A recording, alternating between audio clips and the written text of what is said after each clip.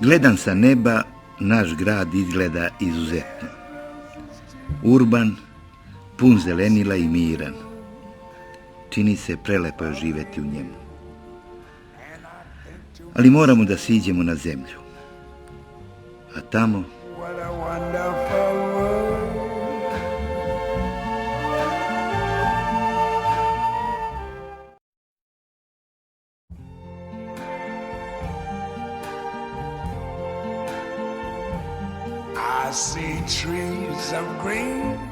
Ovo su primjeri kako se sa malo troškova, ali sa dosta dobre volje i razumevanja može mnogo učiniti. Za neke će ovo biti sitnica, ali nije tako. Navešćemo nekoliko primjera. Ovdje između škola, tehnički Vuk Karadžić, do pre 10-ak dana bilo smetlište zaraslo korovom. Godina je na ovom placu stajala zarađela garaža. Put do škole bio sužen, sa jedne strane izanđalom živom ogradom instituta, a sa druge koprivama i ambrozijom. Više nije tako. Vrzine i divlje rastinje je iskrčeno. Dobio se nov, kultivisan prostor. Još samo kad bi se uradio trotoar, da đaci ne strahuju od vozila. Deca i šetači neće više povređivati noge na bedemu. Metalne šipke, ostale od polomljenih stubova koji su služili kao prepreka za motorna vozila, su odsečene. Proletos je uprava fudbalskog kluba Borac uljudila prostor i prilaz igralištu. I ne samo to, održavaju se i redovno kose zapuštene parcele oko stadiona, a lokalna samouprava planira da i ovaj deo bedema asfaltira. U Atenici preko puta osnovne škole Sveti Sava pre mnogo godina izgrađen tržni centar i prostor za mikropijacu koja je, nažalost, bila pretvorena u deponiju. Ovih dana je očišćena. Možda je sad pravo vreme da priča o pijaci oživi. Počela je izgradnja trotoara u ulici Dušanovo i Svetog Save.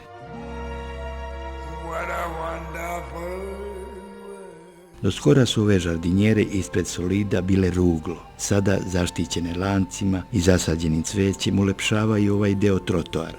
Ne bi bilo na odmet da se između njih postavi klupa za umorne putnike koji čekaju autobus u hladu, ali obavezno i kanta za smeće.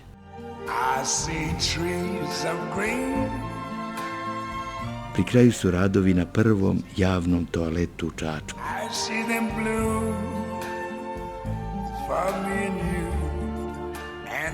Pitamo, sa kojim razlogom, sa kojim povodom i sa čijim odobrenjem ovdje se našlo ovo vozilo?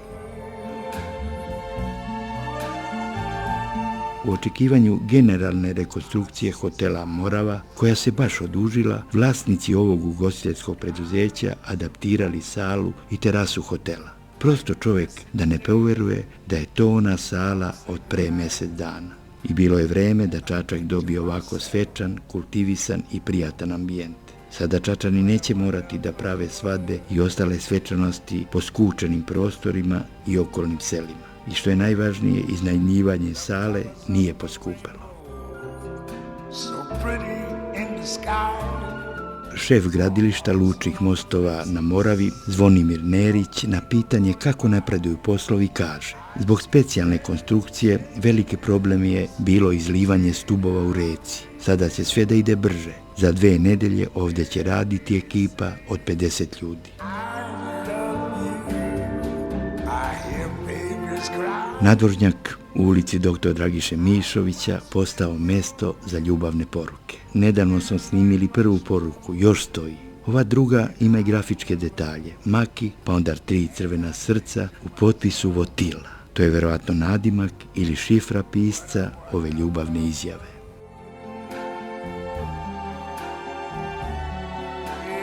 Pre 3 godine snimili smo poštu u Nemanjinoj ulici. Poštanska direkcija ima monopol i sigurno nije bez para, a dozvoljava da ovako izgleda zgrada i prostor oko nje. Kako ih nije sramota? Ispod mosta Lodničke reke rekonstruišu se i menjaju dotrajale parovodne cevi. Svečana sala gradskog veća izgleda reprezentativno i bogato. Ovdje se primaju najviđeniji gosti grada Čačka, održavaju važni sastanci i konferencije za štampu. U očekivanju jedne od tih konferencija ugleda smo i ne poverovasmo. Parket u dužini od nekoliko metara se izgrbavio, čak otpalo jedno parče. Možda čelnici gradske vlasti nisu primetili. Ovim putem ih obaveštavamo da paze kuda idu. Mogu se saplesti i povrediti. U subotu, u popodnevnim časovima, Čačane uznemirio gust dim koji se pojavio iz kruga fabrike hartije. U ovoj firmi godinama postoji problem iznošenja smeća jer gradska deponija ne može da ga prihvati, a to su uglavnom otpaci papira i plastike. Zbog velikih vrućina došlo do samozapaljenja, ali su vatrogasci na vreme reagovali i ugasili vatru. Ovaj osunčan i pitom deo sela Pridvorice zove se Kraljica i zaslužuje to ime. Pred ovom lepotom ne možete ostati ravnodušni, a vidih puca na sve strane. Gosti smo u kući domaćina na glasu, Miluna Jovanovića Brekovca i žene mu Radmile. Od vajkada Brekovci cijenjeni kao vredni, pošteni i pametni ljudi. Rodonačelnik ove porodice Vukosav 1840. godine došao iz Brekova, pa im otuda i nadimak. Kad poče da pravi kuću, zasadi i krušku vodenjaju, koja živi i rađa do današnjeg dana. Njegov sin Krstomir ozida ovu kuću lepoticu i ubrzo ode u rat. Na kući očuvana kamena ploča i tekst. Ovaj dom napravi svojim trudom Krstomir Jovanović iz Pridvorice, rukotvornim zanatom Todora Dimitrijevića iz Prilipa. Košta 4000 dinara. U to vreme za te pare moglo da se kupi 15 hektara zemlje. Krstomir se iz ratova vratio sa ordenom i albanskom spomenicom. Kao svom saborcu, kralj Petar I preko svog izaslanika Alekse Pušaljića poklonimo ovu čašu. A Aleksa kuću Krstomirovu dariva tučanom furunom. U ovoj kući podrumkal drmisan miriše na vino i prepečenicu. Svodove nose čelične grede, što je za to vreme bilo u najmanju ruku neobično. Finska i rakijska burad nisu nikad bila prazna. Sačuvan je starinski šavolj, a to je veliki drveni levak i postava za rakiju. Generacije nevesti koje se udavale u Jovanoviće donosile mirazu nameštaju ćilimima i vezovima. Ormani i kreveti su stari preko 100 godina, a najmlađi nameštaj je ovaj koji Radmila donese 1957. godine kada pođe za Miluna. Sanduk za ruvo kupljen pre 80 godina u trgovini Avrama Koena u Beogradu. U slavskoj sali slike predaka i dugačka sovra. Otac našeg domaćina Radenko čuvao i sačuvao ove neprocenjive vrednosti. Milun vratio kući nekadašnji sjaj.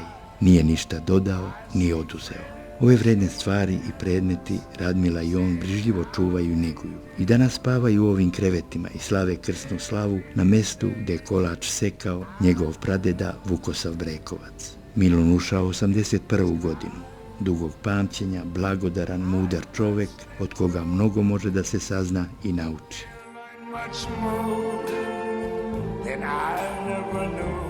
Opraštamo se uz obećanje da se na jesen vidimo i zabeležimo njegov život. What a wonderful world.